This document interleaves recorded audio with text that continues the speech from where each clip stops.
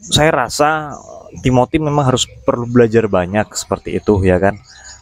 Kalau bisa jangan duduk nyaman di Jakarta atau di Surabaya deh gitu loh. Sekali-sekali lah tinggal di pedalaman Papua sana yang sebentar-sebentar kontak tembak gitu kan. Yang sebentar-sebentar sekolah itu diliburkan mau karena perang suku gitu kan. Atau enggak pergilah ke mana pedalaman Kalimantan deh yang dekat aja dari Jakarta, nggak usah jauh-jauh ke Papua gitu kan. Jadi Timothy ini nggak sekedar ngomong doang kalau apa kurikulum Indonesia ini bodoh atau bagaimana seperti itu. Jadi saya rasa si Timothy Kopi 80.000 nih ya keluar kamu dari Jakarta gitu loh. Langsung lah 2 tahun gitu di pedalaman Kalimantan yang memang nggak ada akses listrik, nggak ada akses internet. Ikut di situ sama masyarakatnya, belajar di situ. Jadi kayak gitu. Jadi kalau misalnya cuma sekedar duduk di Jakarta, saya bagian dari 1%, ya mohon maaf aja sih, kamu tetap ide-idemu tuh sangat cemerlang gitu, tapi agak agak nggak realistis gitu loh ya kan. Assalamualaikum warahmatullahi wabarakatuh, kembali lagi di channel Beta Punya ya. Baru-barusan ini ada Timothy Ronald si Kopi 80.000 itu dia menuliskan tentang cara-cara Indonesia bisa kembali jaya seperti era Majapahit dan Sriwijaya, sepertinya seperti itu ya. Tapi ada beberapa hal yang menggelitik saya untuk saya tanggapi. Salah satunya yang dia katakan kurikulum terbodoh atau tergoblok ya di dunia. Saya juga nggak habis pikir bagaimana caranya dia mengatakan itu. Yang jelas kalau dia mengatakan itu berdasarkan kacamatanya dia atau penglihatannya dia, karena dia itu adalah golongan orang 1% menurut dia ya. Dia itu termasuk golongan orang 1% yang ada di Indonesia ini yang menguasai 70% tanah di Indonesia seperti itu. Artinya dia tuh bagian dari konglomerat yang ada di Indonesia. Oke, salah satunya yang dia bahas masalah merubah kurikulum bodoh yang ada di Indonesia, mau memberantas stunting, terus mengkompres mata pelajaran, ya nggak terlalu banyak seperti saat ini, dan mengajarkan tentang edukasi teknologi, terus membuat jumlah guru itu semakin sedikit seperti itu. Nah, ini jadi saya mau nanggapi dulu salah satunya tentang kurikulum bodoh yang menurut dia kurikulum di Indonesia ini adalah kurikulum bodoh ya kan. Tapi dia ini belum pernah merasakan mungkin ya belajar di sekolah dasar, khususnya di sekolah negeri gitu kan. Seandainya dia tuh pernah belajar di sekolah negeri ya, mungkin dia nggak akan mengatakan yang terbodoh, mungkin dia akan mengatakan ini yang terbaik begitu kan. Atau ya mungkin sebaliknya, saya juga bingung ya kan. Dia katakan terbodoh karena dia ngeliat dari versinya dia, karena dia ngeliat dari atas gitu, sementara dia tuh nggak pernah menyelami dari bawah seperti itu. Seandainya dia pernah ya kan pergi ke pedalaman Kalimantan, pedalaman Sulawesi, pedalaman NTT, atau pulau-pulau terpencil ya kan, atau daerah merah di wilayah pegunungan tengah Papua yang dimana sebentar-sebentar kontak tembak ya kan, mungkin dia akan berubah ininya, cara pandangnya seperti itu tentang pendidikan khususnya. Karena dia ngaku sendiri dia tuh 9 tahun cuma ngeliatin chart dari ini aja, dari apa namanya tuh, dari jual beli saham aja. Jadi ya menurut saya sih wajar aja kalau dia tuh, menurut saya dia tuh nggak bodoh, cuma dia itu hanya berkomentar berdasarkan apa yang dia lihat gitu, nah bukan berdasarkan apa yang dia alami. Seandainya dia tuh pernah turun aja ke level-level ya seperti saya gitu kan, mungkin dia akan berpikir berbeda seperti itu. Nah, saya rasa Timothy memang harus perlu belajar banyak seperti itu ya kan. Kalau bisa jangan duduk nyaman di Jakarta atau di Surabaya deh gitu loh. Sekali-sekali lah tinggal di pedalaman Papua sana yang sebentar-sebentar kontak tembak gitu kan. Yang sebentar-sebentar sekolah itu diliburkan mau karena perang suku gitu kan. Atau enggak pergilah ke mana pedalaman Kalimantan deh yang dekat aja dari Jakarta, nggak usah jauh-jauh ke Papua gitu kan. Jadi Timothy ini nggak sekedar ngomong doang kalau apa kurikulum Indonesia ini bodoh atau bagaimana seperti itu. Jadi saya rasa si Timothy Kopi 80.000 nih ya keluar kamu dari Jakarta gitu loh. Langsung lah 2 tahun gitu di pedalaman Kalimantan yang memang nggak ada akses listrik, nggak ada akses internet. Ikut di situ sama masyarakatnya, belajar di situ. Jadi kayak gitu.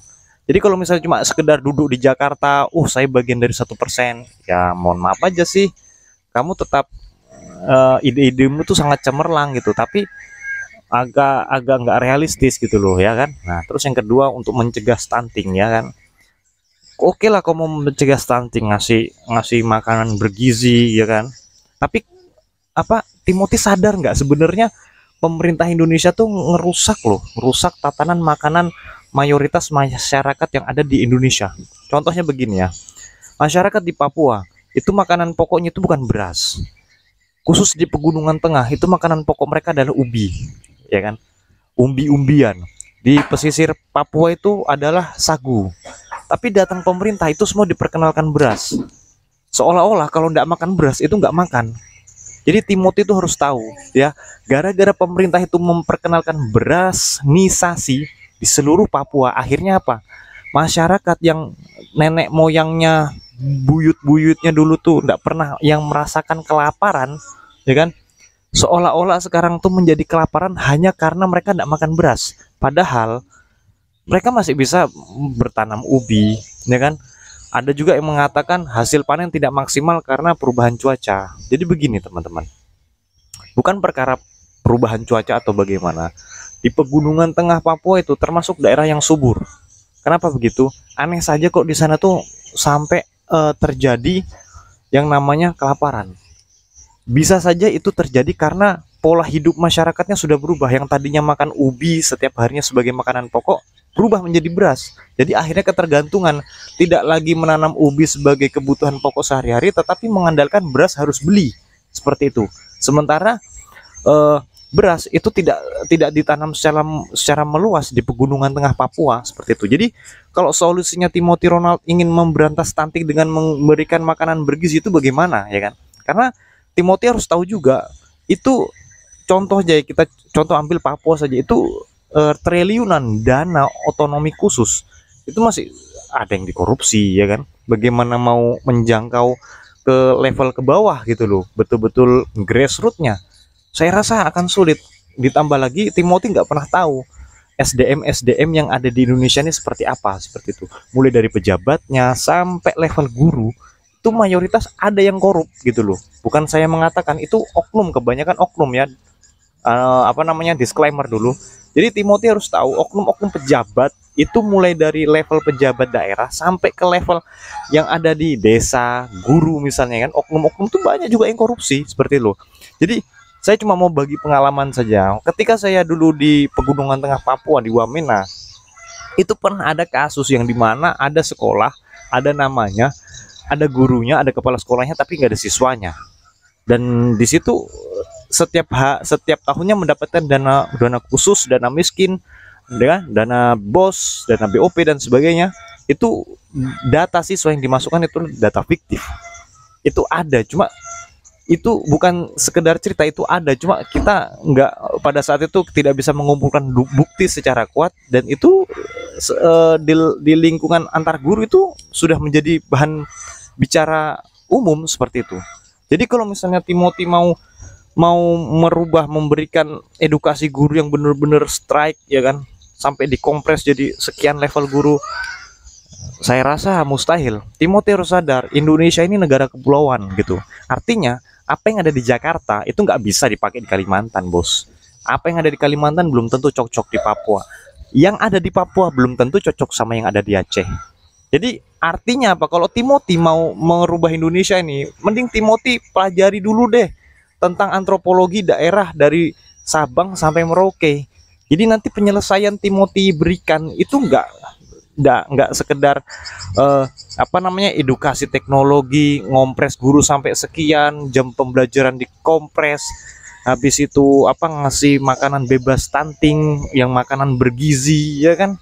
Nggak semudah itu Timothy. Jadi kalau misalnya kok idenya Timothy itu cocok di Pulau Jawa saja, di Pulau Jawa yang memang apa-apa segalanya sudah ada gitu loh, memang beras di sana, terus apalagi namanya nih mayoritas level pendidikan di sana juga lebih tinggi gitu kan. Tapi kalau misalnya Timothy mau praktekkan itu ke seluruh Indonesia, berat Timothy gitu ya. Jadi Timothy 80.000, kopi 80.000 nih sebaiknya pelajari dulu deh antropologi masing-masing daerah ini, baru nanti bisa menyelesaikan ya kan, menyelesaikan persoalan yang ada di Indonesia. Persoalan yang ada ya itu bisa diselesaikan dengan pendekatan-pendekatan yang berbeda seperti itu Timothy ya. Semoga video ini bisa merubah cara berpikir kalian bahwa tidak serta-merta persoalan di Indonesia ini bisa diselesaikan dengan cara Jakarta ya. Setiap daerah mesti punya caranya masing-masing. Oke, itu saja dari saya. Terima kasih. Assalamualaikum warahmatullahi wabarakatuh.